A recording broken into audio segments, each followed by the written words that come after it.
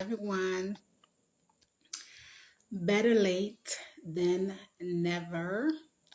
My apologies if sometimes I'm a little bit late, but it's not because I'm always late. It's rather because I really wanted the night to cool off a little bit. It's actually a beautiful night from my end of the world. It's very cool. It's very relaxed. It's it's really just very nice. For tonight, we actually have okay. Sorry, I always want to make sure that my camera setup is everything. I hope that you guys are doing extremely well. I hope that your summertime and your summer months is was very pleasant. Mine was a decent, as you can see, I am all geared up, just working, putting up a lot of research. If you are watching me and you are not subscribed to the YouTube channel, I invite you to do so. You can subscribe to the YouTube channel of the consultancy over at DL Consulting Firm 83 over on YouTube. I usually post also the reels from the videos, but it would be great to have you on there. Thus far, I am doing my live over here on Instagram so that I can keep my page open, and there's usually different background in social media, but I absolutely welcome you on my YouTube page. Our website is going to be up very very soon, so all the information will be available to you guys. So, what brings me here? We are today, Saturday, July 29th, and I have a lot that I wanted to share with you guys. I am a very, very firm believer that when you do have access to certain information, it is extremely important to make sure that you are diffusing those information. I find that these days in the world, there are so many informations that are untrue, especially pertaining to the country of Haiti. There are probably I maybe about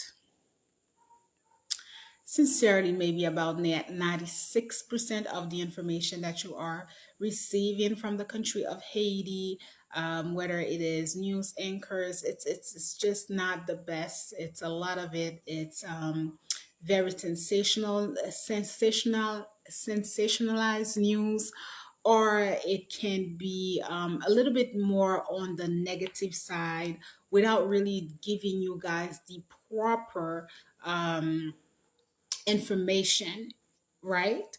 So, for tonight, if you have been following the consulting page, you are well aware of the information that have been putting out pertaining to rare earth, pertaining to raw materials, pertaining to bauxite, copper, and all of the above.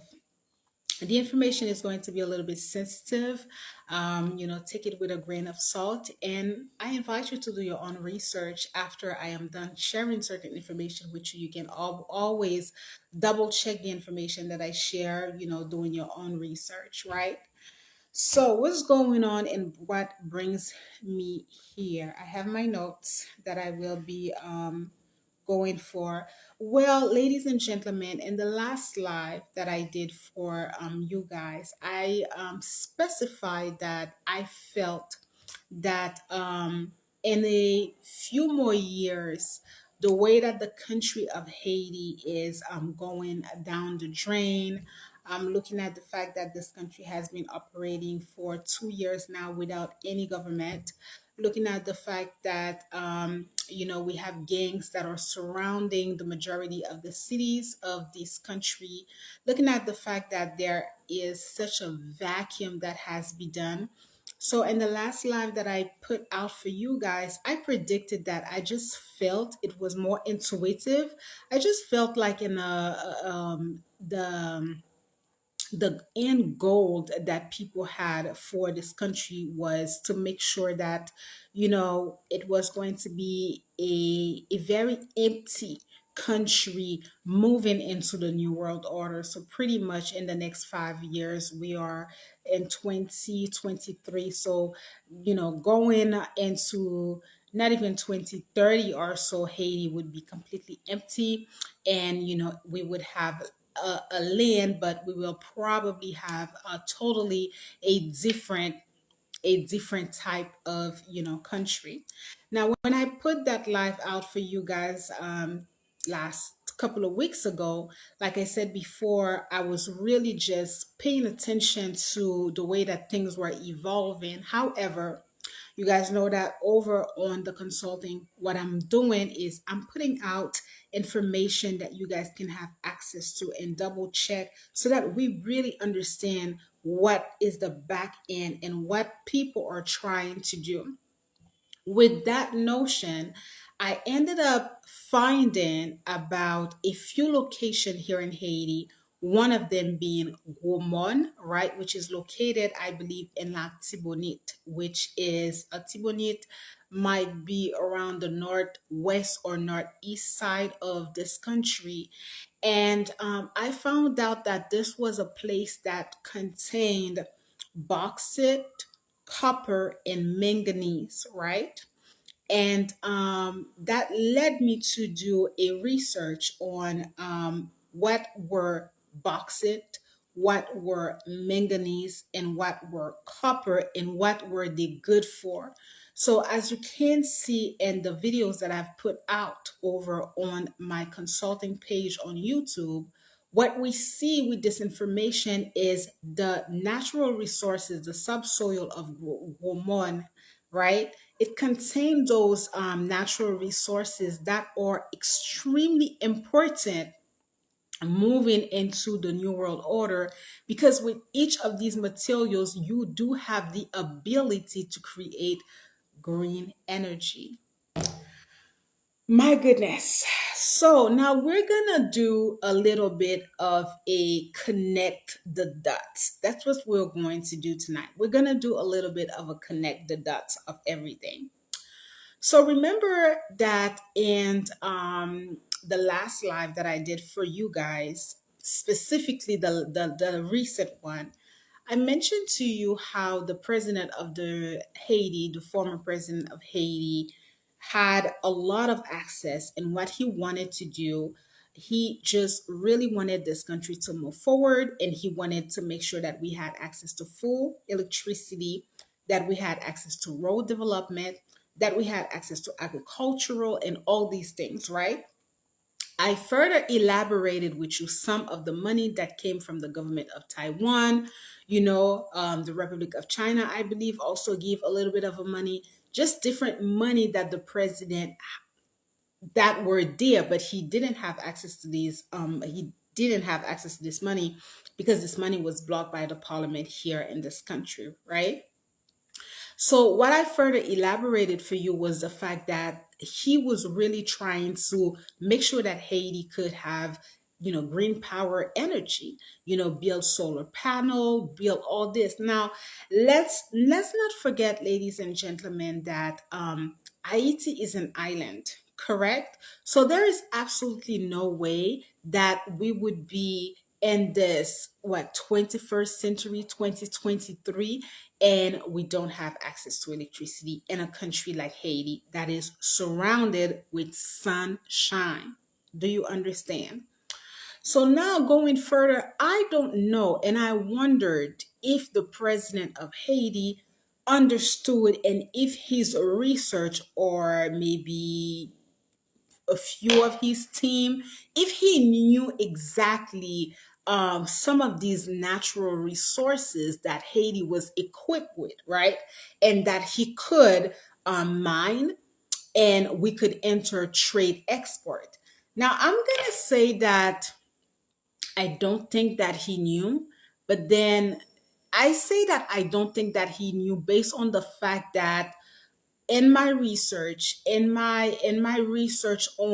some of the project that he was involved with, So far, nothing came up that he had any mining contract for Haiti, right? I don't think so.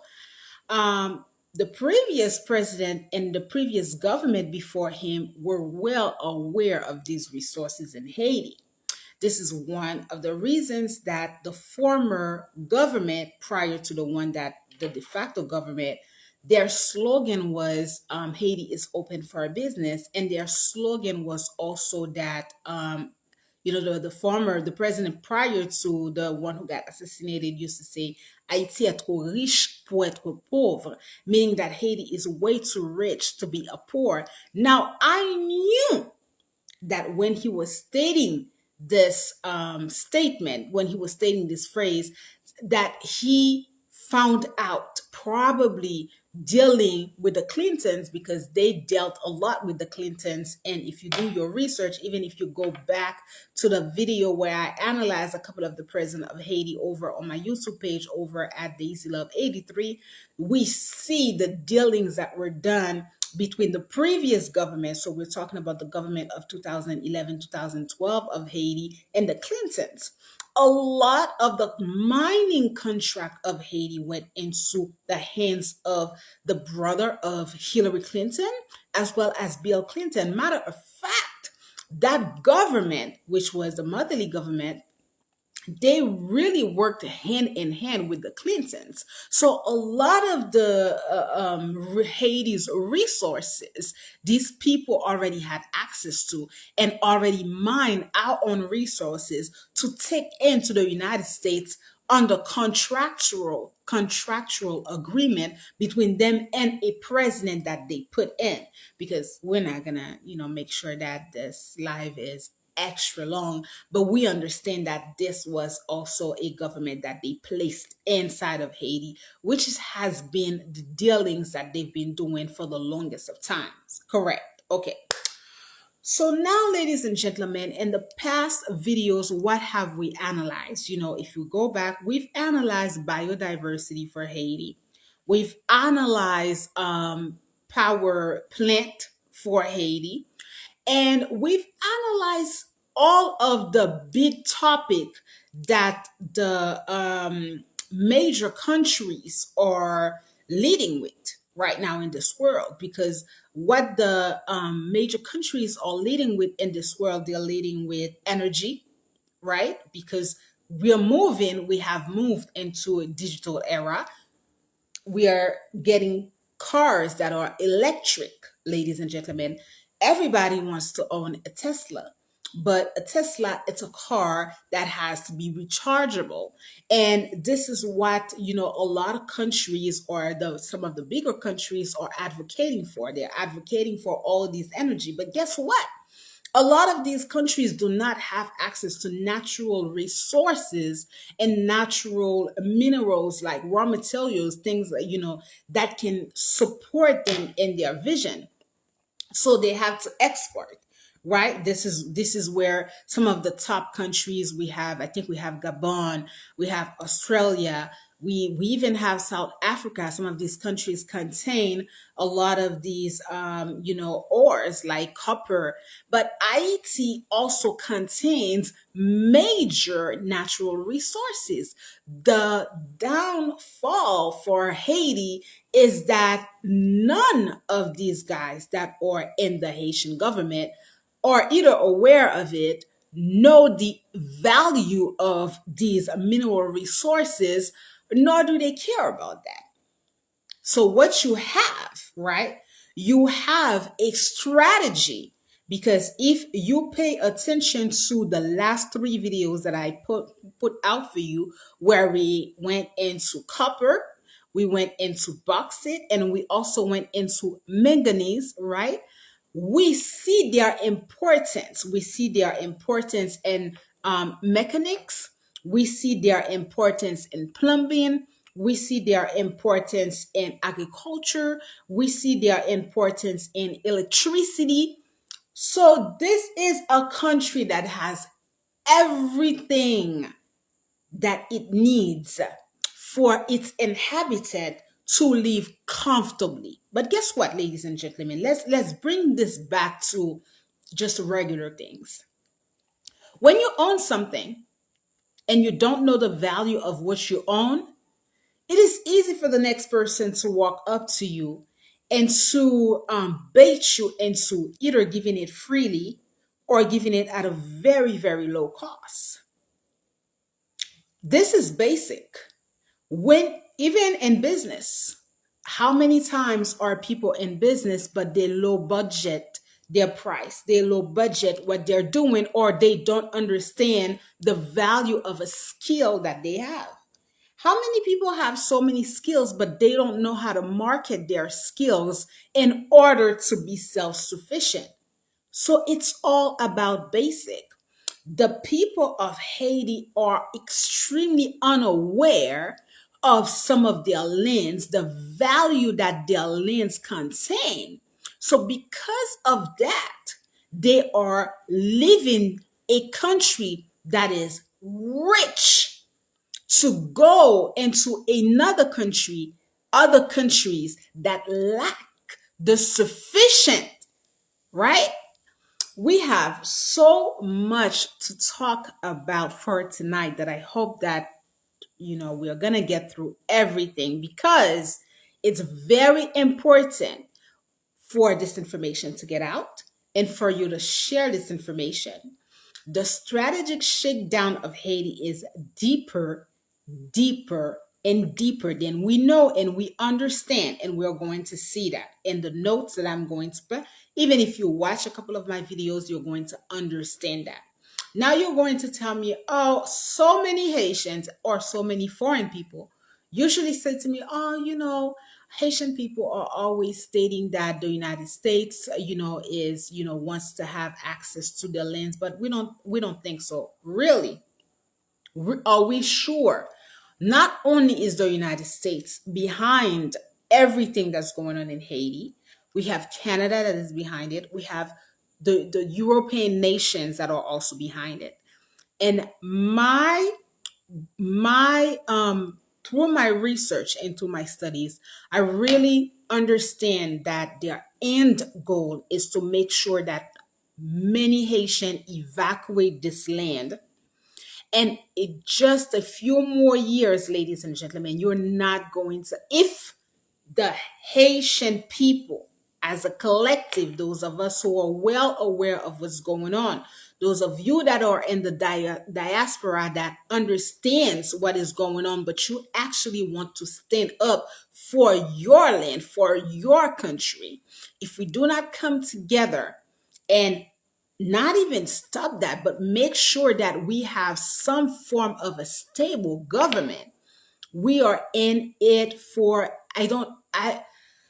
I have yet to see how we're going to stop their plan, because their plan has already been in effect. The chaos that has been created, the narrative that is created, that Haiti is trash. Look at Haiti is going on. The pictures, what we're seeing, the gangs, everybody's saying things like, oh, we don't want anything to do with Haiti. Oh no, what are you doing there? Oh my God, poor Haitians. It is all a tactic. It is all a strategy to have as many people evacuate. And guess what, ladies and gentlemen? I guarantee you, ladies and gentlemen, I am more than I bet my life on it. In less than 10 years, you are going to see the shift of this country.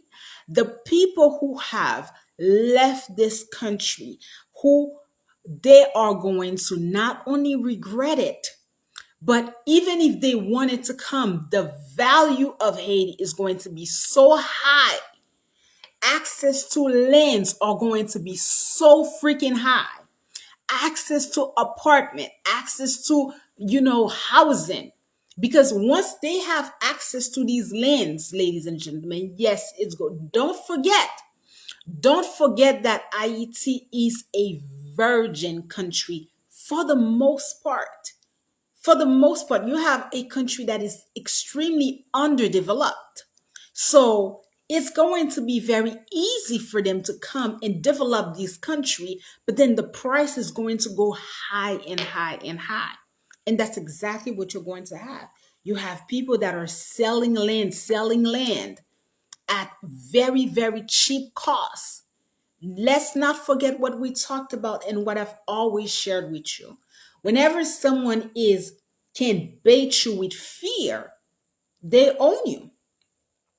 Whoever can bait you with fear, they own you, because when you are afraid, when you are fearful, you act and you're not really thinking straight. Anything comes and anything goes. It is really a very, very sad situation. And I really wish that I had access to a larger network, or maybe I had access to not only a larger network, but making sure that so many people understood what really is going on in this country and the end result that these other countries are trying to make with your land. Okay. So now we're going to go a little bit into the notes, and then we're going to, talk about it. So I'm going to read for you a couple of the notes that I wrote. I said that entering the New World Order, what really we can expect globally and what is to come for the country of Haiti. Now, because this is the country where I live, and I'm very much passionate by my own country, my land, so I can see forward into what's going on. But those of you who live in any other countries, you too need to map out how things are going to, move forward, because it's a global shift that we are having. And right now, their tactics and their goals is to have access to as many other resources freely as they can. Correct? Okay. So I said that this country will be no more, talking about the country of Haiti, unless there is a huge collective effort to fight for our sovereignty. Haiti will be no more. We talked about that in the last live. I have detailed for you that it's actually doable, guys. It's not something that is not doable. Haiti is a country that can turn around and become a cooperative union. Haiti is a country that they can change up. Listen, there are so many things that I cannot share with you that I have access to. There are so many things that they are trying to do. Literally, as I speak to you, Haiti is not it's not considered not even a country, globally speaking. So it's already on that road. It just hasn't been set out publicly, because let's not forget that we're still fresh into the assassination of the president of Haiti, and we still have elections that are everywhere. So they can't come and say certain things for the nation, the Haitians that are abroad, the Haitians that are in the diaspora, or other people that might just feel like, hey, what's going on? This is really unjust. Like, what? Who's deciding for Haiti? But this is talks that are in the coulisses. This is talks that are, in the back end. But it's actually really happening, guys.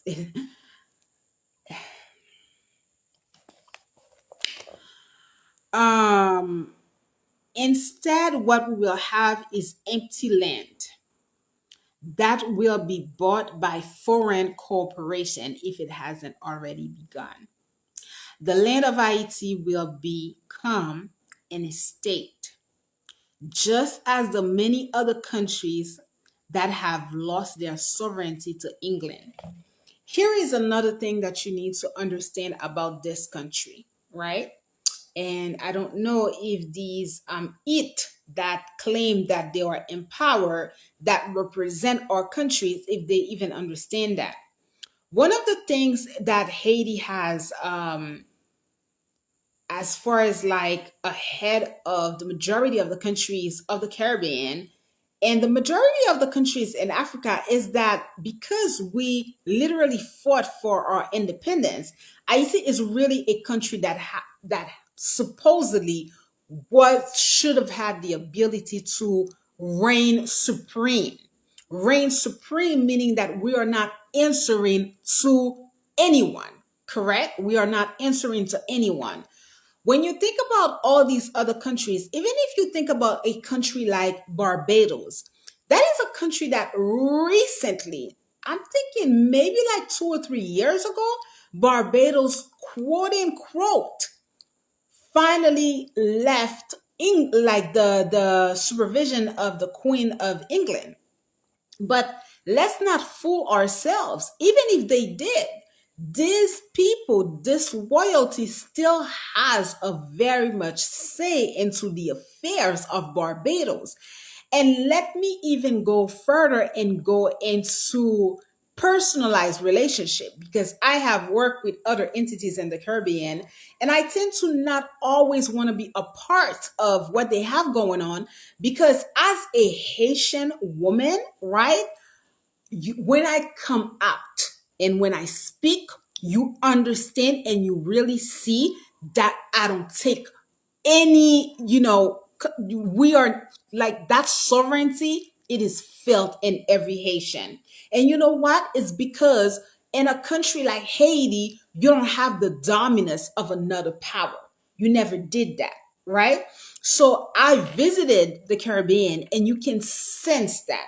When you have, for example, if you are someone who always worked under another person, or if you are someone who, maybe a child, right, a child that has not left the nest at home, or someone who's left the nest at home and got into relationship, like that person never had the liberty to live alone, to live freely, to make decision on their own, to say, you know what, today I'm just going to wake up and I'm not gonna eat, or today I'm just gonna do what I am pleased to, or someone who works for themselves and who can build their own schedule. That's a sense of freedom that you have that the next person doesn't. And the next person, you're going to see that if someone doesn't have that freedom, they never had it, it becomes very difficult for them to do the basic things, because they've always been accustomed to answer to another person. So it's the same thing when you think about countries. A country like Haiti has been free. However, ladies and gentlemen, right now, I can guarantee you that Haiti is not a free country, because any type of move that we want to make, the United States needs to give the okay. The United States needs to give the okay. And you know why? It's because we never had any president that were able, after the dictatorship of Papadoc, after the after the dictatorship of Papadoc, even with Papadoc, I mean, Papadoc was a dictator, but he was not a progressive dictator. I mean, he dealt with the Americans, they flew his money for everything that was going on in Haiti, but was he really in favor of the land of Haiti? That is a study in itself. But after that, ladies and gentlemen, we have so much to talk about. You know, when Ayiti left the dictatorship and entered a democracy, was Ayiti really ready for a democracy? And is a democracy even something that we need to go by? This is all of the things that we need to sit as civil society to understand and to figure out what is really going to work for us moving forward. Just because the United States came, like, even when you think about, I remember, I think it was the election of President Martelly that I kind of watched, right? Everything that we do, we mimic the United States in terms of like the debate, in terms of like the presentation. So it's the same thing that they did to Haiti. They've done it to Iraq when they went into Iraq, took out Saddam Hussein, and and decided that, okay, you know what, you guys need a democracy. A lot of times, one system doesn't work for certain countries, and we need to start to understand these things. We need to understand that having a democracy may not be the way for us. Now, perhaps having a dictatorship may not be the way for us, but we need to figure out what's going to work for us, because a democracy, I mean, look at Haiti in the last 20 years. Tell me, you be the judge of that, right? Take a look back into Haiti in the last 20 years, and you be the judge of Is really Haiti a country that is operating at a democratic level, right? So, as Haitian people, it is time that we stand up. I have such, oh my God, I'm gonna rant. I'm so sorry. I'm gonna have to rant. I have such an aversion, ladies and gentlemen. We have in Creole like ou ti ka pike mo patap jen an ti gout sens nan mwen men. When these people that are here and that are doing anything in this country, thank you so much for the hearts. I really appreciate you. When they are here in this country and they are supposedly, right, doing anything, they have to go to Washington, and Washington has to give the okay. So even when I said, and even when I bring forth to you that Haiti is definitely a country that is sovereign, I can guarantee you that the last 50 years or so, Haiti has lost its sovereignty, completely lost its sense of sovereignty, because gradually we have become dependent of the United States. Gradually we have become dependent. I mean, we are not going to be here for all night. You don't even have any currency in your country. The good is not a currency. You cannot do anything with this money anywhere.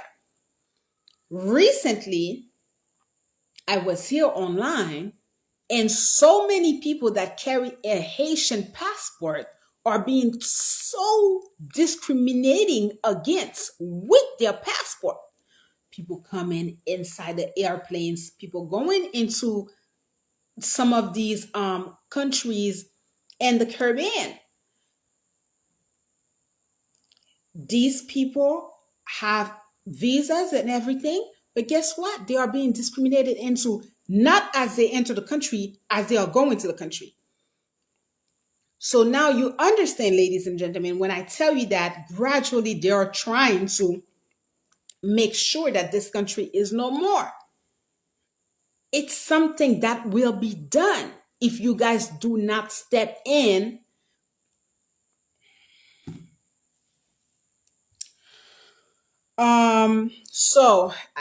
We're gonna be here for all day. If I keep ranting like this, I have to make sure that I am a little bit less emotional with this topic, because it just can go a totally different way. Right. So, anyways, um, I don't know. I don't know how things are going to turn out. Um, there are a lot in the back end. There are a lot, you know, behind the curtains, and we are going to start seeing movement in 2024. We are going to start seeing movement in 2024, and things are going to get even crazier here in this country. Even crazier here in this country, because what these guys really want to do, they really, really, really want to make sure that they get into their end result. So, moving forward with the notes, what you need to know about the land of Haiti. Here are a few things that you need to know about this land. First and foremost, Haiti is a virgin land, guys. No matter what you hear, no matter what you see, we have a country that is empty. It's an empty country, and now more so than ever.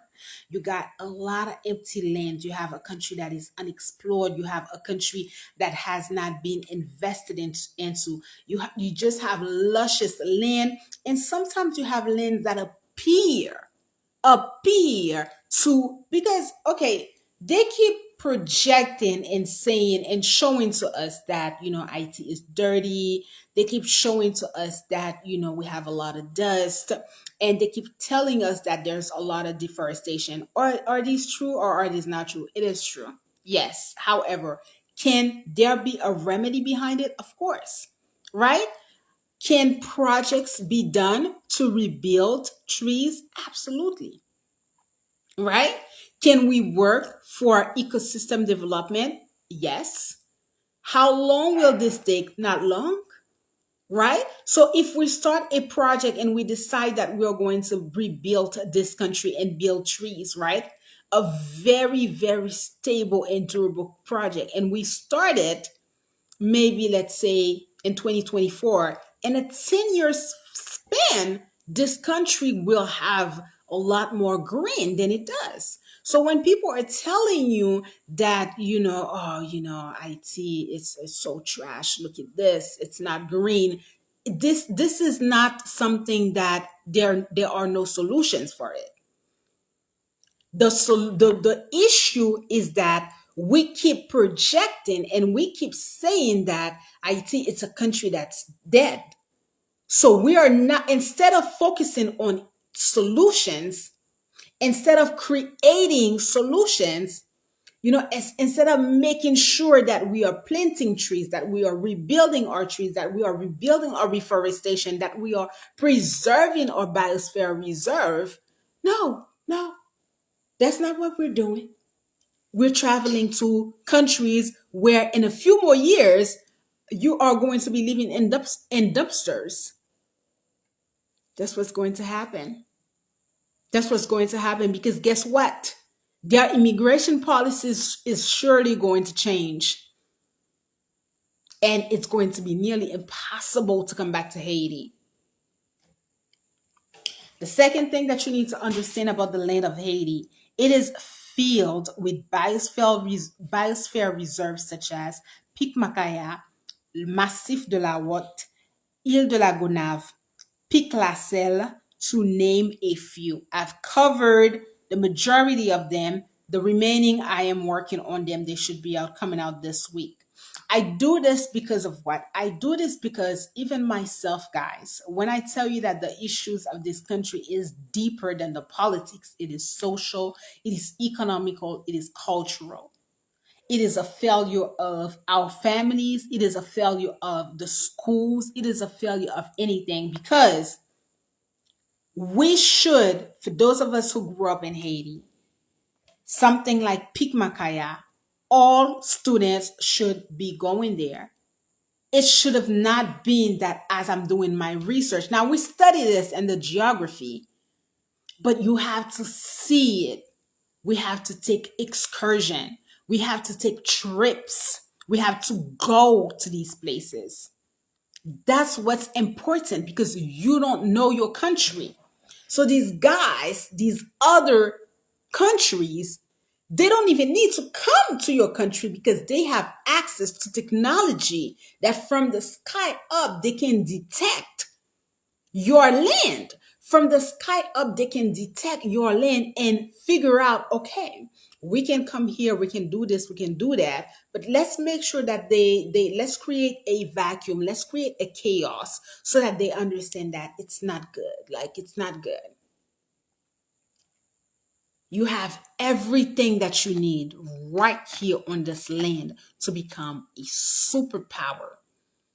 Economically speaking, with the natural resources, we can enter trade agreement right now that is going to make sure that we are moving forward. But what are we doing? We are bullshitting. That's what we are doing. These guys that are supposedly empowered, they are bullshitting. They don't even know what is a bauxite. If you told them that, they wouldn't be able to.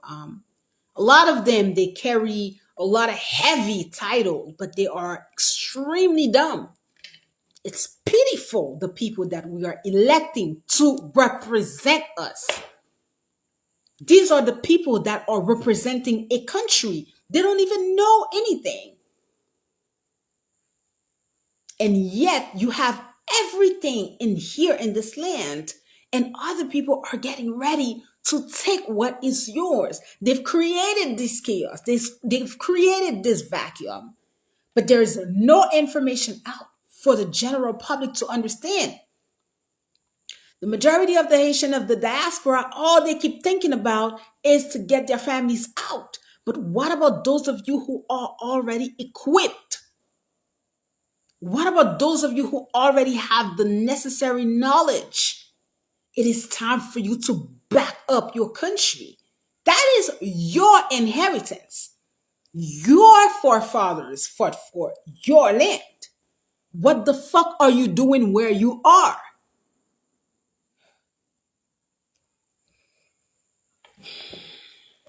Three, it has endless subsoil that contains rare earth minerals such as uranium, gold, copper, bauxite, manganese, lithium, and so on and so forth. We also have access to petrol oil in Haiti. Haiti has a reserve oil there. We have a reserve oil that is located in Lagunave, Ile de Lagunave. And we have a couple of other ones that I don't know if the family, the heavens, they want me to disclose just yet. That is a country that people are saying that is so poor, but you are filled with natural resources. You just don't understand the value of your land. And you got people fucking with you and your people because you do not understand the value of your land. Yeah, yeah. Mm, mm, mm. Four, it is unexplored and its natural riches reserves are not even known to the people of Haiti. That is exactly what I am saying to you. A lot of the people of Haiti are in places where they don't know the value. I mean, how many people in Guamone, which is located in Altibonite, even knows that they have gold or copper, bauxite, manganese? How many people in these areas really know? Or I've seen a couple of people cover, places in Haiti where the people of Haiti were trying with the meaning they don't have the resources. So projects like this in terms of mining, you need to have the proper resources. So the new people, because I just cannot consider these it as anything. I really can't. So we're going to see the new people that are going to enter government leadership. They need to have that on place. We need to make sure that we have contract agreement for safe mining and start exporting what we have. Trade agreement.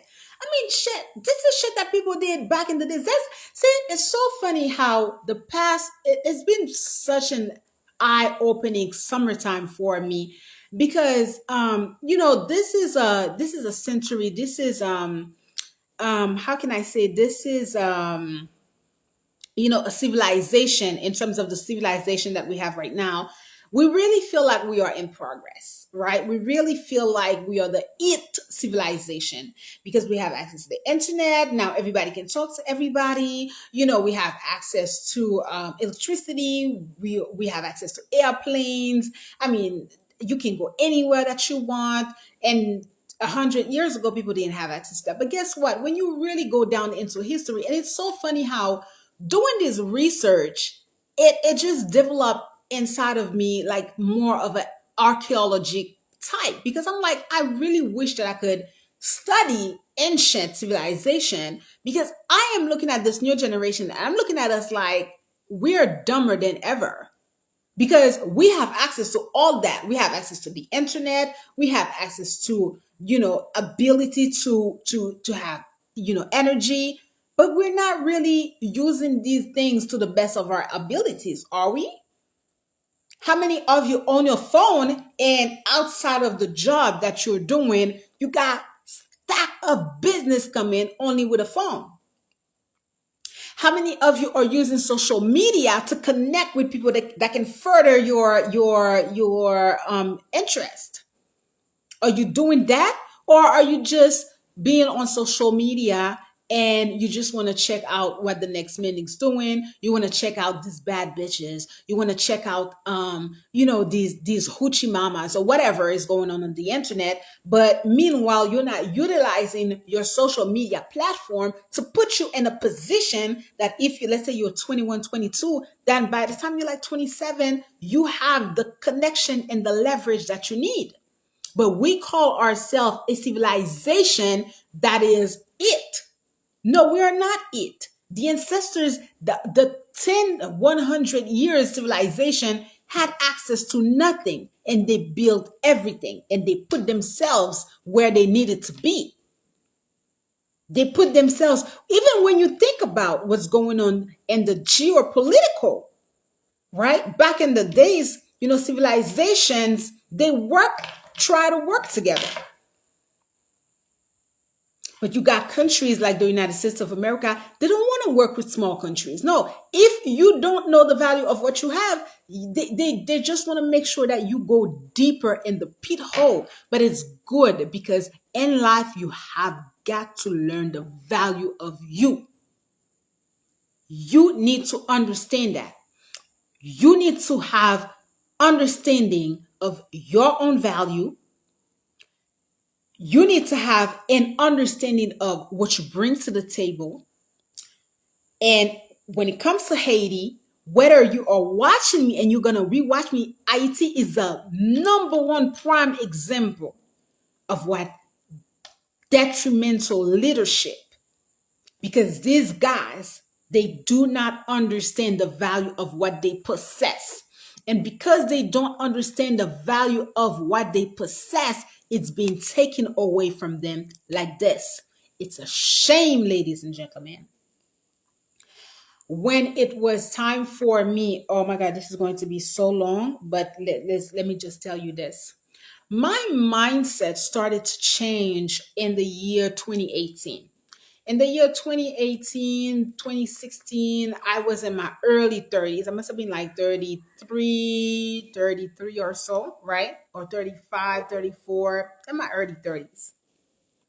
And around that time, I was doing a lot of back and forth between Haiti and the United States, which I still, every time that I came to the US, I still stayed with my aunt, right? My aunt, I will give you the story because that is so important. My aunt had bought a condo. The condo was worth at the time that she bought it $250,000. I believe that she gave a down deposit of $18,000 for that condo, which was a one-bedroom apartment, right? I remembered it was a one bedroom, it was a dining room, a living room, and a bathroom, and a small little kitchen. And we had access to a little deck. Now, when my family came to visit in the summer months, it was overcrowded and packed because my older sister would come with her boys. So that was my sister with her two kids. And I used to be there in the summertime. At times, my brother used to step in, and sometimes my dad used to be here. All of us were staying in my aunt's condominium. Now, my father is someone who, all of us, because we grew up in Haiti and we were, my parents owned pretty big houses here. And so you are not like one person is not under one person. So I remember one time my dad was reading on the deck that was in the condo and, where my aunt lived over in the United States. And I didn't know that he was sitting outside and I wanted to get some air. So I opened the sliding doors so that I could get some air. Now, it was a really, really small patio, guys, like very small. Like all of us could be on it. Like my dad could be on it, my two nephews could be on it, and myself. But, we would be at maybe a hand, close proximity to one another. So when I came, the kids were already there and my father was there. He was reading. So when I came outside, he saw me. He said, "Hey, you know what? I've been here all day. You can just sit down and, and I said, no, no, no. Cause, he was on vacation. I said, no, that's fine. I'll leave. Like, I'll go outside. That's fine. I'll just take a walk outside. And I did. But this is when I understood the value of my parents' home here in Haiti.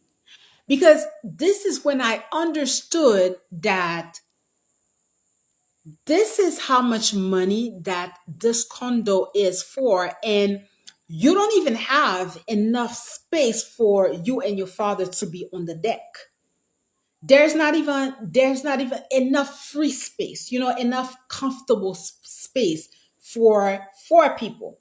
At the time, the kids were not even big as they are. They are giant. My nephews are tall. They were still very much small kids. So the four of us could not even be comfortable in that very small deck. And guess what? It was worth, prior to when it was bought, which was in 2000, maybe 2005, four or five, $250,000 American. So then this is when, ladies and gentlemen, I started to ask myself, if this small place is worth all that money, how much money would my parents' home be worth? This is when because you see, when you are operating in a childhood state, you don't think like that. But this is when I started to understand the value of lands, property, because I was like, well, how much money would my parents' home be worth if this small little condominium is worth that much money? And this is when I started to do the math. Now, where we stayed, we lived in the condos, but there were also bigger houses. There were houses were large. So guess what I did? You know that I love to take a walk and I love to talk to people. So I started to just walk. And I would ask people, well, in my conversation, like, how much money is this house worth? Like, you know, and I never forgot there was this one guy. He was a very old guy. I used to see him because he would start planting around the springtime. He older man, but always like whenever the springtime comes, he was out in his backyards. Very small backyard, but he would trace and he would like you would see him like he would do it early in the morning before the sun came. He would take a break around 11 noon when it's sunny. Then he would go back. It's around 6 p.m. And that man told me that he had got his property years ago. And he told me that at the time that he bought his property, it was worth 60,000 American dollars. But we're talking about maybe like 30 years. So he told me that property, if he was going to sell it, he would have probably asked around 160 to 150,000 down for his property. And it was not big. But he told me that, listen, he took me in the back and he showed me the land. He showed me what he does with the land. I'm talking about very modest property, not so small, but not big. His house was in the front. He had access to a little, walking distance. And, the back end, he had a decent size, a very, very decent size land that he planted. But he measured his land based on, in his house based on, the value of what he was doing. He told me that every summer he's able to plant, garden, and he sells what he's gardening. That's what he does. Excuse me. He sells what he's gardening. So he knows the value of his property. He knows that whoever has this house, you can do that as well. And that can bring you more money than what the house is worth. But no, that's not what the fuck these people are doing in Haiti. Please excuse my French. You got, okay, another thing. One of my childhood friend one time posted, she lives in New York. Now, New York is even worse. She doesn't live upstate New York. I don't even know where she lives, but they don't even have any lands. Like where we come from, where we stayed, there's access to plenty of land. Excuse me. And I know that many places in the United States have access to lands. However, in order for you, oh my God, excuse me, in order for you to go into these places and to have access to these lands, you have to probably go into states where the property value is very low, very, very low. Whereas you have a country like Haiti that is filled with lands that can triple the value, but you got people leaving their lands to go live in an apartment place and roaches, filled with roaches.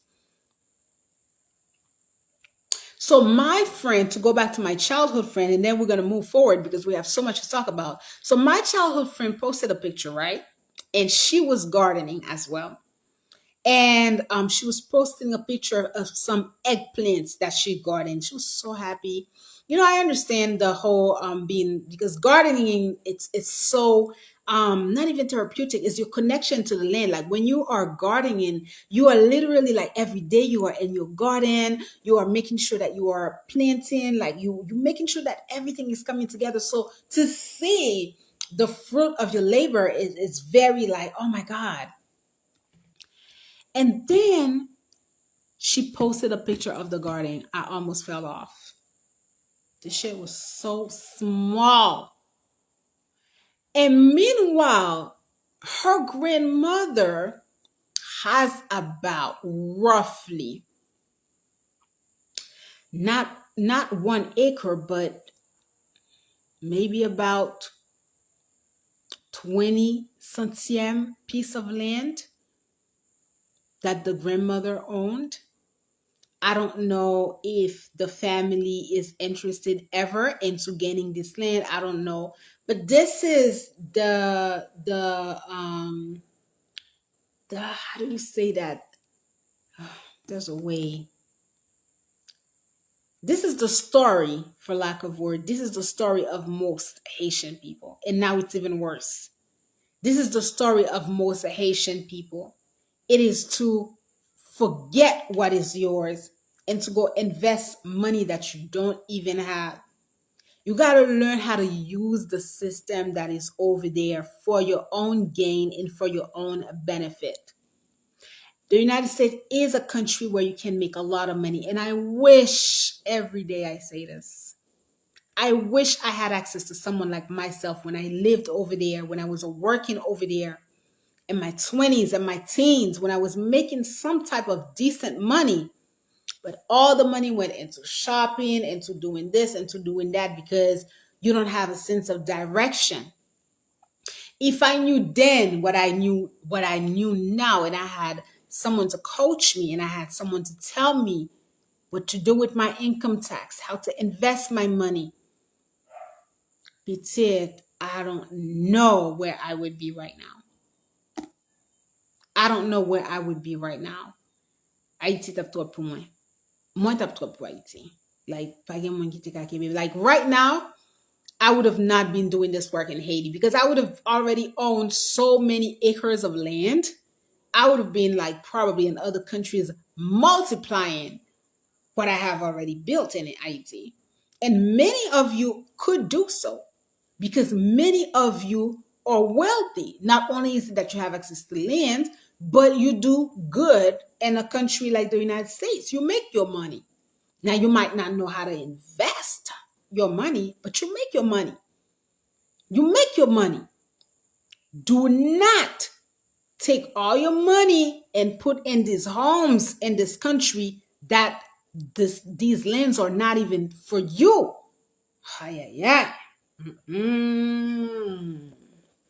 Anyways, God sees me.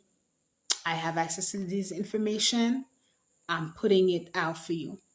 That's it. I'm doing my part. So the heavens will bless accordingly because I'm doing my part. I'm doing my part. So one of the main things that needs to be kept in mind is that this country has truly the potential to become a superpower. What changes is the last 100 years, the inability of the people in power to truly understand their role and advance in trade export. Not only did they lack leadership, they also lack the proper knowledge to put to great use the natural resources of the country. We just discussed this. I had wrote it down. So we're gonna move forward. Now, I'm going to go a little bit into rare earth materials. This is just for people who do not know what I'm talking about because not everybody understand what is rare earth. Not everybody understand their quality. Not everybody understands that why I'm saying the value of the land of Ayiti, where I'm going with this. So, it's very important that I'm able to enlighten you with this information, correct? Rare, according to the dictionary, rare earth elements, also called rare earth metals or a set of 17 nearly, I can see.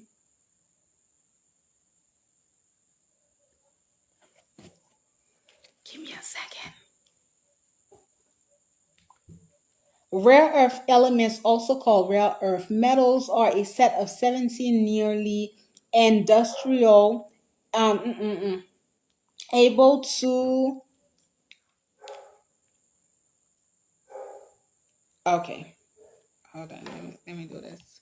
Rare earth elements, also called rare earth metals, are a set of 17 nearly indistinguishable lustrous silvery white soft heavy metal compounds containing rare earths, have diverse application in electrical and electronic components such as lasers, glass, magnetic materials, and industrial process.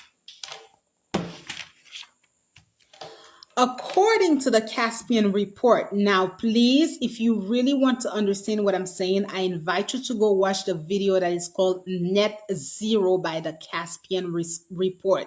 Type Caspian report over on YouTube. They have a video called Net Zero.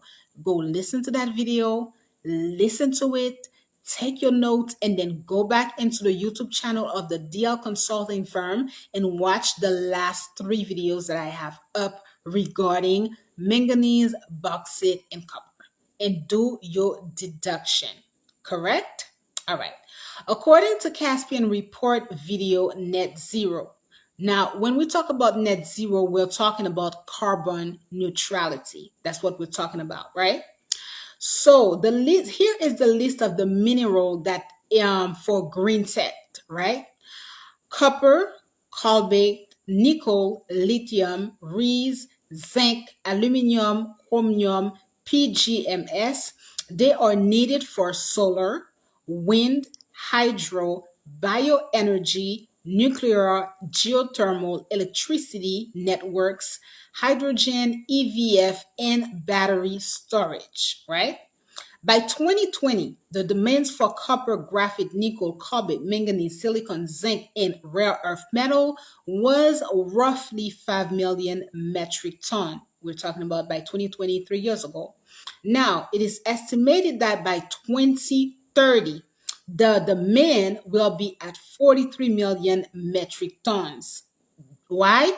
They need these. By 2030, they're moving into more green energy, they're moving into more electricity. So these type of mineral are going to be needed. So they are evaluating that it's going to be at 43 million metric tons. Now, by 2040, they are evaluating them at 110 million metric tons. For which element? Copper, graphite, nickel, cobalt, manganese, silicon, zinc, and rare earth metals. By 2050, this is what they're saying, net zero. This is what most of these countries are working toward. They are going to estimate these at 150 million metric tons. What did I put? Let's keep in mind that the world is moving digitally as well as in electricity, i.e., vehicles such as Tesla, which is the first in electric vehicle. The first, but probably not the last. All UN member states will achieve net zero by 2050. Now, in the video by the Caspian report, they are stating that there are places that they have determined as waste dumping and sacrifice zone. You can go listen to this video. You can pay attention and see if I'm lying. It is stated that some of places they've decided that are going to be waste dumping and sacrifice zone. Also, in the Caspian report, it is noting that the United States is dependent for 17 minerals and is half dependent for 29 others. It is also noting that Beijing is ahead of the competition from the West. Why? Through processing and refining, meaning that Beijing and China, they have more access to resources that can help them process those minerals. So now let's debunk and let's go back, right? Waste dumping in sacrifice zone. I just read the Caspian report. It came to me. I think I was done doing two of my videos and I was getting ready to put out my manganese videos when Caspian report came out with the net zero, and it was just a cold bucket of water under my head. I just couldn't believe it. I couldn't believe that video because it definitely gave me the light that I needed, which made me understand how that is exactly what these people are trying to do. If you have so many countries that are trying to move into net zero, and you got the United States that needs 17 minerals, they literally have to export these minerals. They literally need to do a lot of trade. And we see the numbers, how much they're going to cost. And what? We are in 2020. So by 2030, 43 millions for some of these resources, right? 43 millions per metric tons with these resources. So now you understand that Ayiti is their milking cow. It's their milking cow because so it's a country that is filled with resources that are not used. So of course it's going to benefit them to create all this stupid chaos that you see in order for them to come to your country and use up your land because they need that. You have to understand that the United States is want to move into more digital. They want to have access to this card because when it comes to countries and development and industrialization, it's a lot of power play. It's a lot of my country is better than yours. It's a lot of ego shit that's going on. Also, they want to be the best. But a lot of the natural resources, they do not have access to these natural resources. And you best believe that they know what Haiti has access to. They've already came and mined so many of Haiti's natural resources in the past. So now it benefits them even not better for them to just say things like, oh, you know what? Well, they don't have any government, they don't have anything. So let's put make sure that we can create a chaos because what you need to understand is that the one thing that the United States do not want to have is they always want to get justified with their action. Everybody's going to understand that, oh yeah, they got into Iraq. Why? Because Saddam Hussein was a dictator. So Saddam Hussein was a cruel dictator. Saddam Hussein was the worst dictator. So they decided to go into Iraq, but that's not the truth. They went into Iraq because they wanted the petrol, they wanted the oil. They didn't want to pay for that. They knew that Iraq had so much oil, they just wanted to go and they wanted to do what they did. So they created that. Every time that the United States wants to, I don't even want to, let me not go there. I was going to share something with you, but I'm not going to do that. I'm not going to do that because last year I shared with you how it had become extremely difficult for people like myself to be online and do our work to the best of our abilities because they are definitely penalizing people who are speaking the truth. I was well aware of an individual who did similar work to what we do, which is I don't want to say independent news, but more news that shed light. And they were after him for quite some times. I know that they were after him because he had a large impact into shedding light into the persona of Hillary Clinton. and he had a large following. I mean, that's probably one of the reasons why they are not really targeting me that much. It's because I have a very small following, which in some forms I always thank the heavens for that, because the people who follow me, they understand the work that is being done. Because if I were someone who had a following of even 100,000 people who followed me on all my social media, there was a lot of things that I would not be able to share with you guys. So they bank on the fact, because I do know that they know of the work that I do, but they do bank on the fact that I don't have a large following. So they're probably thinking to themselves, like, well, not many people are truly aware of the things that I'm saying, right? So I was going to share something with you guys, but I'm not, because even if I have a very small following, I'm always mindful of the times of today, and I do know that they can say things like it's a lot going on. Because what I was going to say, it's very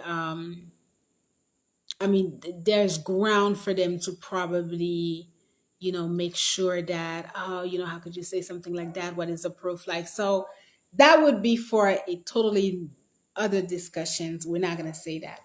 But this is, I brought up some fact in terms of like Iraq, but I'm pretty sure you guys could Google and figure out other facts with with the United States, and understand that this is a government that they will do anything for them to get their end result. I mean, their motive is money. Their motive is money. Their motive is, can I get this without paying? Their motive is, hey, you know what? We don't really mind doing certain things. So you have a country like Haiti with it, who have been in leadership government, and they have done nothing. They have done absolutely nothing. They don't even know and understand the value of their own countries. So it has been extremely easy for the United States to run with a lot of things that we are having right now. So when Caspian Report are saying, when they mentioned that there were a few zone that would be considered like waste dumping or sacrifice zone, that made me pause and ask me, and I started to ask myself, well, could it be that Haiti would become a waste dumping for some nation? Which, ladies and gentlemen, Haiti is a waste dumping for many, many, many other countries. When they want to dump anything, any trash, they come to Haiti to dump it. I mean,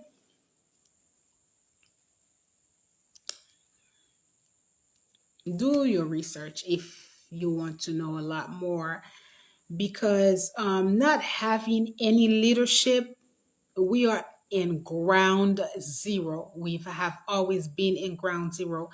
Growing up in Haiti, I used to listen to Radio Ayiti, and there was an exceptionally journalist, Jean Dominique, who used to give some incredible information. He didn't only cover information pertaining to the country of Haiti, but he also covered what went down and what people were using Haiti for. And I was like, in my teens, when I was listening to Jean Dominique, I was like, I started to listen to Jean Dominique, my recollection, probably like when I was 12 years old, and he was assassinated. He was assassinated. Now, this assassination was done internally, but Jean Dominique was always someone who was telling the population of Haiti through his radio shows what was going on. So we're talking about Jean Dominique died in 2000, April 3rd, 2000. So 2000, 2010, that's 10 years. 2020, that's 20 years. That's 23 years since his death. So imagine that. So imagine the fact that now, even when the former president was in power, there was very little that he could do. And this is one of the reasons that at the end, he said, fuck that. Since they are not trying to let me talk and I can't do shit, let me just start talking to the people of Haiti. Let me tell them what really is going on. And guess what? They took him out. They took him out. Now, a lot of times, I do have a lot of my Haitian people who feel like I should diffuse some of my information in Creole, which I do believe that I should do as well. However, the reason that I stick to making sure that I have my information, it's twofold. It's a little personal because, on one hand, I always feel like people in Haiti are so consumed with what they are facing in terms of their day to day lives that even if I were to diffuse this information to them in their own language, it wouldn't have the impact that I want my information to have. Correct? When I speak English, anyone can understand what I'm saying. So the support for Haiti can come from anywhere, which is always the goal.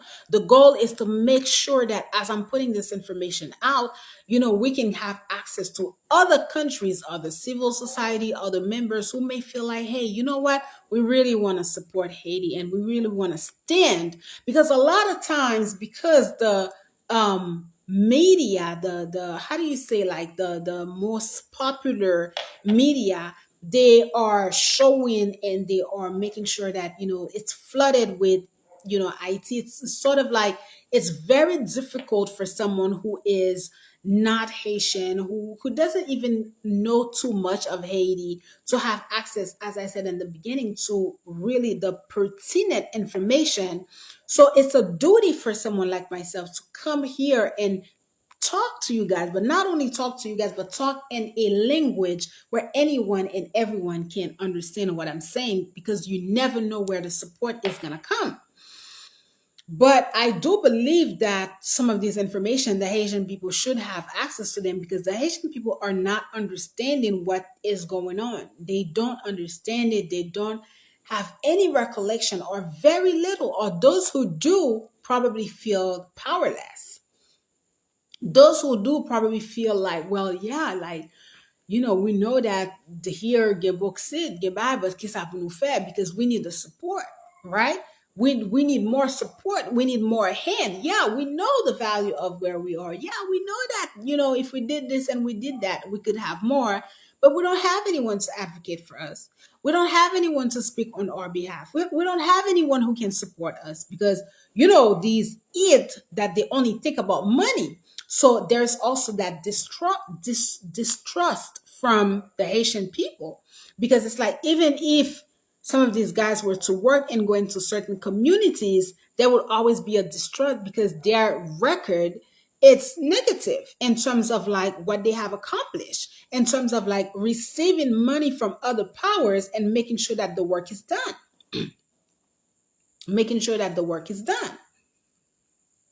So going into the last bit of the note, where I put Beijing was ahead of the competition, but I've said to you before that we've analyzed these things. Right now, I'm just watching these things unfold, but I really felt like it was so important. I really felt like it was so freaking important to come on live and to talk about this information.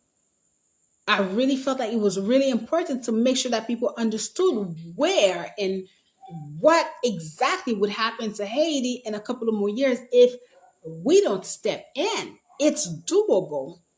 And you need to understand the value of your land, the richness of your land. And you need to understand, I even think, let me go back into my notes. Give me 1 second. Because in one of the research that I did, we see how the European Union needed, I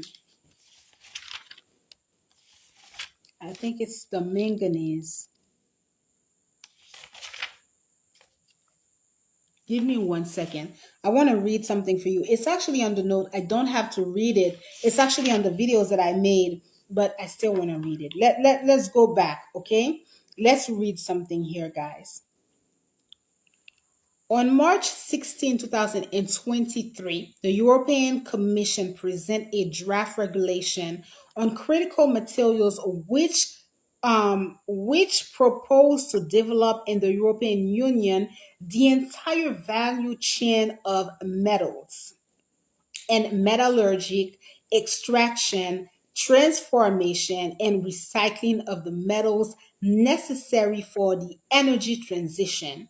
Its objective is to extract 10% of its metal needs on European soil by 2030 to have processing capacities for 40% of demand and to accelerate recycling.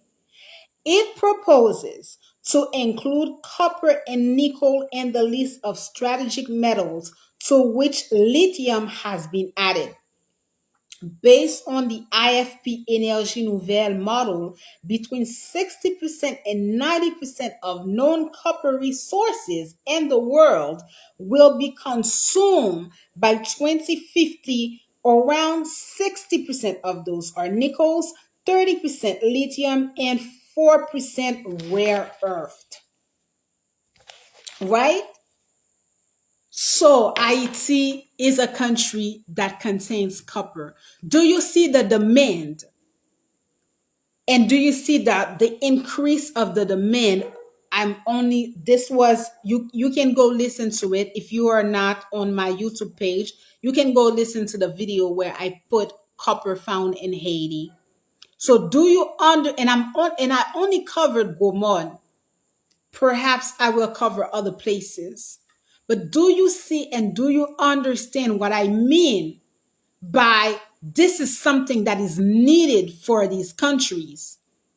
So you have a country like Haiti, a land like Haiti that is filled with those type of resources that are needed. Lithium, uranium, gold, copper, bauxite, manganese. Et puis nèg yo ap grene kaka. C'est kaka nèg yo ap grene la. Y ap grene kaka. Excusez-moi.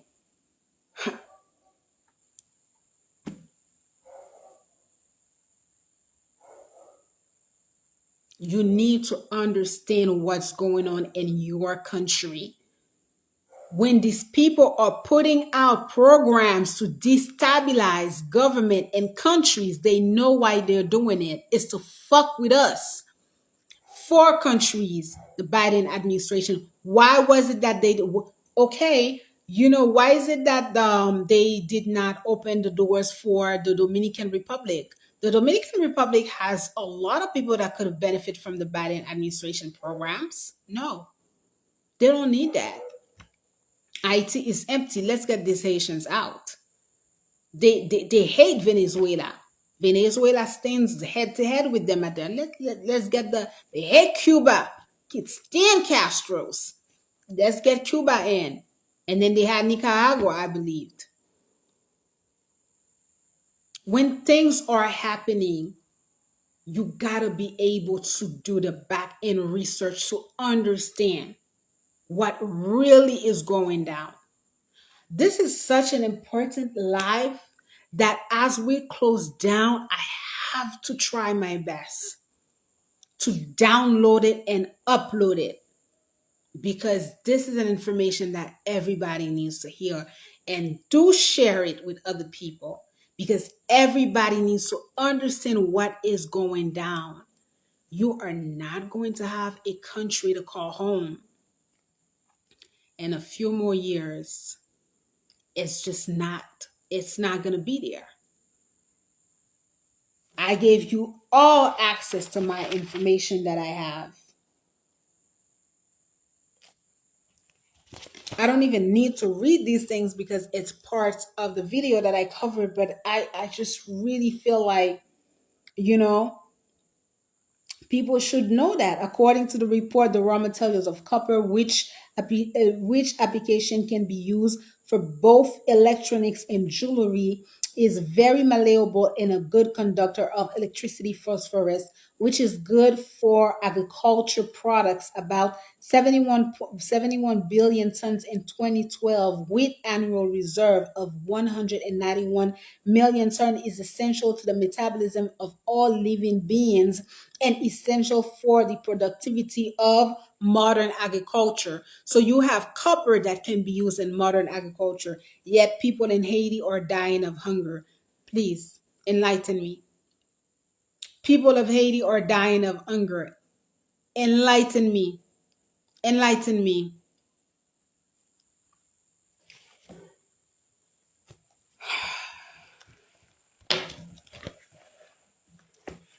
I can only do so much. I'm going to be 40 in 2 months, 3 months. I can't believe it. I spent all my 30s fighting for Haiti. It's always an honor. I love my country. I love my country more than life itself. I love my land. I love the history of my country. I love what my country represents. I love the fact that I'm Haitian. I love when I travel and I leave my country and people respect me and I say, oh, I live in Haiti. And I love the history of my country.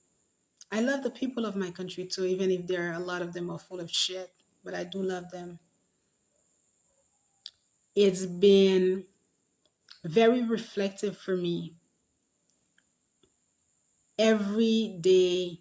This summer was pretty hard because in terms of, I haven't really been happy. No, I haven't really been smiling. If you see, I've not my presence online hasn't been it. It's been very difficult and sad. Last week was it's like mood swings at times for people that are leaving. My braider came and was doing my hair, and her husband traveled. He was leaving the country on the Biden administration program. And while she was doing my hair, his flight, he had a overnight. That was the very first time that he was traveling anywhere, and he had an overnight flight that he missed. The Haiti flight was late, so he missed his connection. He was traveling to New York City, but for some odd reason they didn't find a direct flight from Port-au-Prince, so he had to fly from Florida and from Miami, and then from Miami he was going over there. So the Port-au-Prince flight was late, right? And because the Port-au-Prince flight was late, he missed his connection. And the people who were supposed to pick him up, I guess, so he flew in, I think it was Thursday or something of the sort. Everybody had to work, which is one thing that I coached them about. And when the lady was doing my hair, I think he was at the airport.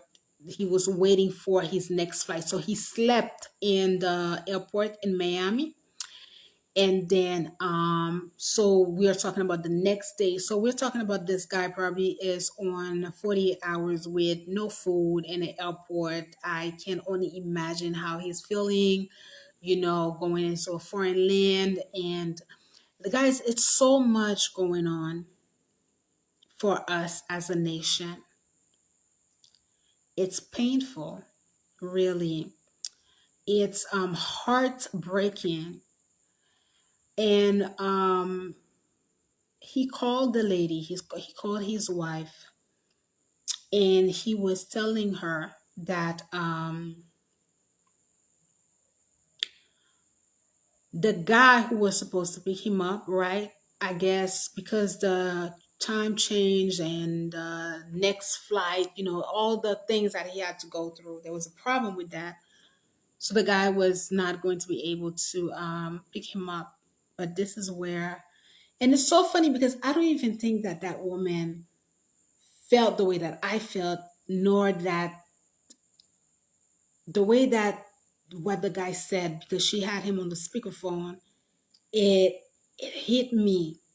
He said to his wife that the guy who was supposed to pick him up at the airport, he called him to let him know, hey, listen, this is what time I'm gonna make it. I don't know if you can pick me up. And he said to his wife, like, he just told me that he wouldn't be able to come pick me up at that time, and he hung up on me. He didn't even let me finish, and he didn't even let me, say anything to him. And that shit fucked my day up. All I could think about, and even yesterday morning, I contacted her. I said, did he make it safe? Because what I had told her, I said to her, he knows the address where he is going. He can grab a cab. He doesn't.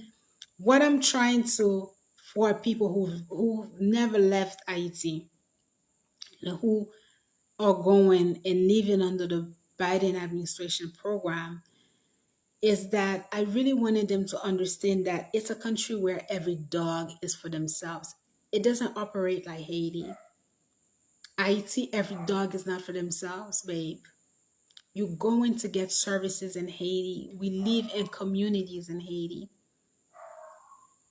When I think about my blessing, when I think about how many people put themselves for me, I leave this house if I really want to. And even so, there's so many people who are ready to make sure that wherever I'm going, I'm well protected. But that's not the life that the Haitians have in the United States. As people, I find that even when I think about the Puerto Ricans, Dominicans, the Haitian are less together when they get into countries like the US. So when that man said that, I know that he felt bad. But in my mind, what I thought to myself was, welcome to America. Ça c'est première déception wap pran. Ou gen pou pran an pile lot déception toujours jusqu'à ce qu'on ka camper. Jusqu'à ce qu'on capable dégager tête. I have so many stories of friends because we were fortunate enough, and my video is going to be too long, but um I'm just gonna close down with these words because I'm giving you the facts about your country, but I also understand emotionally what is this is doing to us, psychologically what it's doing to us. I was blessed, we were blessed to have strong support system when I traveled to live in the United States. I lived with an aunt who was my mom. She was not only my aunt, she was my mother. I think I've shared these stories many times. I live with my brothers. I live with my sister. I was, we had everything. We didn't have people that were threatening us to put us out. We had the luxury to live in a country and understand that we were there to study. So there was no pressure on going to work to pay the light, electricity. There was no pressure on paying this, paying that. My aunt supported us more than ever. She knew that we came to go to school, and that was the priority. The priority wasn't even work. The priority was go to school, make sure that you have the best grades and have your diploma. But a lot of my friends that I had from high school, that was not their story. They could not even go to school because they had to work. They had to support parents. They had to support small siblings. They had to make sure that they were working and bringing in, their money. They had to pay for the bills. I was shopping every weekend. My friends had to pay for bills. Before I came back to Haiti, the downstairs neighbors killed himself where we lived. He committed suicide. I remembered that because in the United States the walls are very thin, correct? When you live in a even if you live in a house, it's like very thin, let alone if you live in apartments or condominiums. And there was one time I was sleeping. I used to my brother had moved out, so I had access to his room. That's where I stayed when I lived in the US, right? And it gave the way that the bedroom was, it gave access, like it was near the hallway, and there were stairs that was going right there to go to the third floor. And it was a Saturday morning, and I kept hearing the guy. He was on the staircase and he was talking. He was also Haitian. He was talking to a girlfriend in Haiti. he was telling her all type of nasty shit on the phone.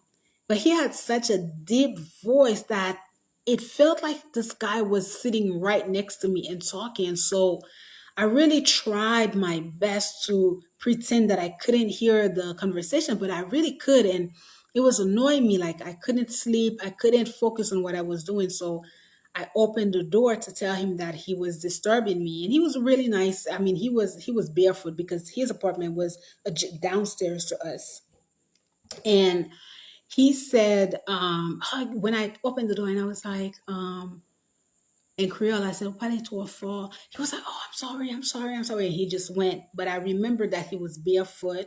And I was like, how come he's not in his place? Why is it that he left his place? But in my mind, I just thought that there was no signals because, sometimes the phones, they don't have the best signals. So I really thought that there was no signals.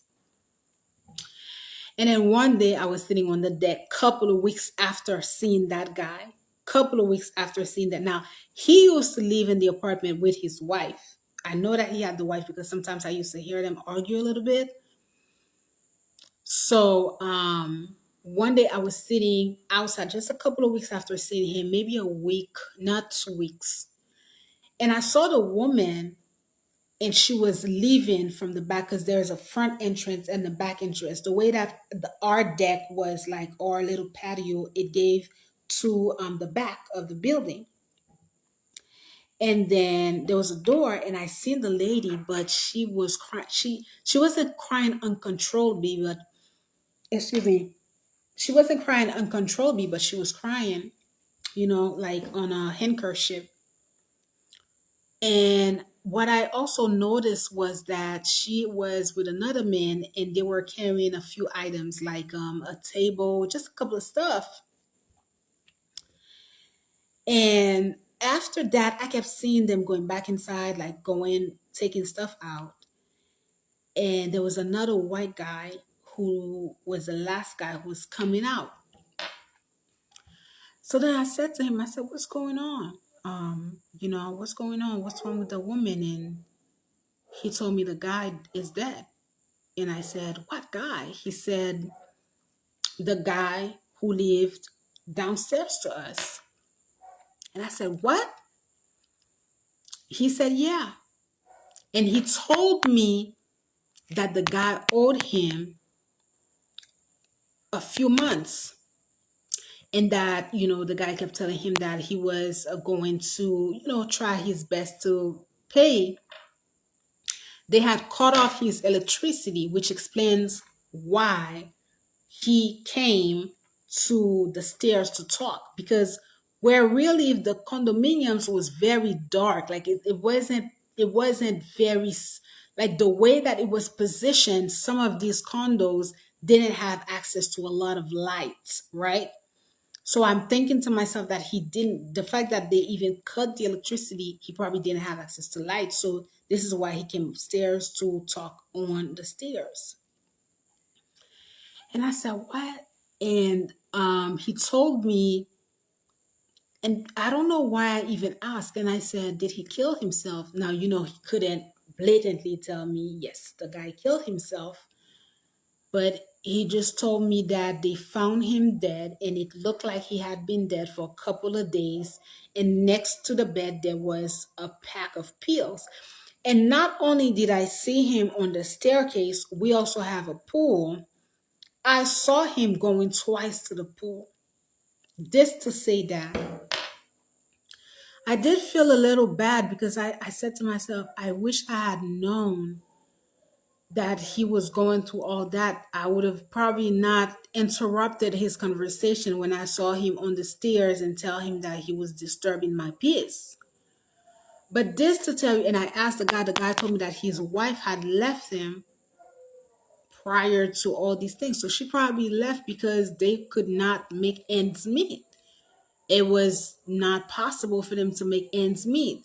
I mean, we would be here forever if I were bringing some of these stories to you. A lot of times I feel like people put me over on a pedestal. That is not so much that I am not on that level, but I feel like a lot of times that people are not understanding that I understand the immigrant lifestyle, I may not have endured the same atrocity that certain immigrants endures. For example, people that are traveling and they don't even know the language, so they can't even communicate.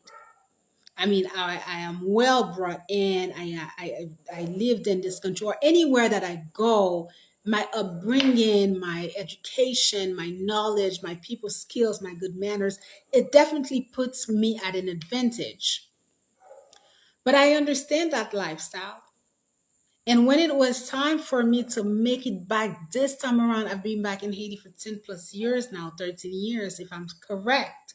But that last 5 years, I knew that that was the it for me because this is when you talk about like I was 35. So at 35, people usually have their homes, but the United States was not doing it for me. I wasn't seeing myself renting apartment and paying crazy money for apartment where I knew that in my country there was so much land. Why the hell am I gonna spend money? How much money in apartment? Like, and you're not even enjoying those places because you have to work constantly. You know, guys, I do this work not at times because I want to do it because it can become not draining but tedious like those last 5 years. I've been in Haiti straight for 5 years, and those last 2 years I've really felt the shift of Haiti. However, I highly doubt that two people live the lifestyle that I live. The heavens have made sure that I am well taken care of in order that I can do this work for you.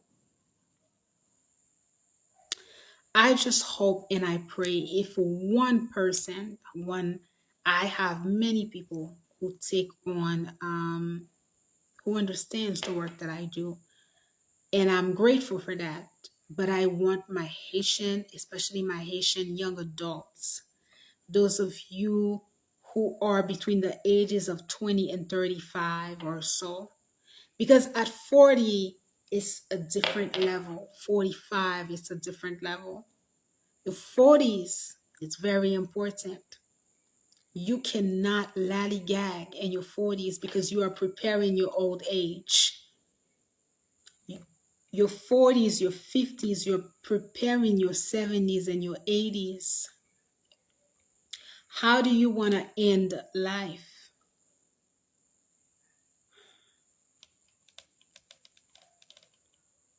What type of lifestyle do you want to have? The story and what they're telling you is not the truth. What they're the narrative that they're pushing out, it's not the truth. I can only do so much, but I can't force people to see what I'm saying. I can't spoon you this information. I can only pray that you guys are going to understand the gimmick that is being played. Yes, you can have access to so much in a country like Haiti. I mean, like the United States. But your land, the very first thing that you need to be able to do in life is to feed yourself and to feed yourself well. You want to know that you have lands in agriculture and you have everything that you need. Guys, wake up and smell the coffee. Wake up and smell the coffee. Otherwise, you will really regret it. And don't tell that I didn't tell you guys. I've done my part. God knows that I've done my part. And I hope to continue to do it. Hopefully. Anyways, it was a pleasure to be here with you guys. I have a little bit of like I was not able. It's been very busy for me personally. That's why the next topic that I have for the consulting is actually going to be still research. It's still very informative. I'm still working on it. Hopefully, it's up Monday soon, but maybe Tuesday I'll have half of it up. It's going to be really interesting. I put these videos out to really inform people of the geography of Haiti, or just everything that comes through, every information that the heavens are shining their light and are providing me with. I really make sure that you guys also have access to this information. I will, what are we in? We are today the 29th. So maybe I will come again in August and we can just have another live discussion. In the meantime, do not forget to follow me on YouTube. I will begin on my youth agency, which is Youth and Young Adults International Agency. I am going to begin to start working on it. I also have a Instagram account on Youth Agency. It's very important. I am going to cover a lot of topics. We're gonna cover topics that are very deep. So do follow that YouTube channel as well. All right. Thank you so much for being here with me. Those of you who have been here, I haven't really been paying attention. Excuse me, I haven't been really paying attention to the chat because I really wanted to make sure that I stayed focused into what I said to you. Thank you for being here. Do share this information because people need to understand what's really going on in this country. All right, I will see you hopefully in a few more weeks. And don't forget to be on the channel. This is where I post the information for you. Thank you so much for those of you who are here with me, who stayed with me, and for those of you who are going to come back and watch this live. Have a good week.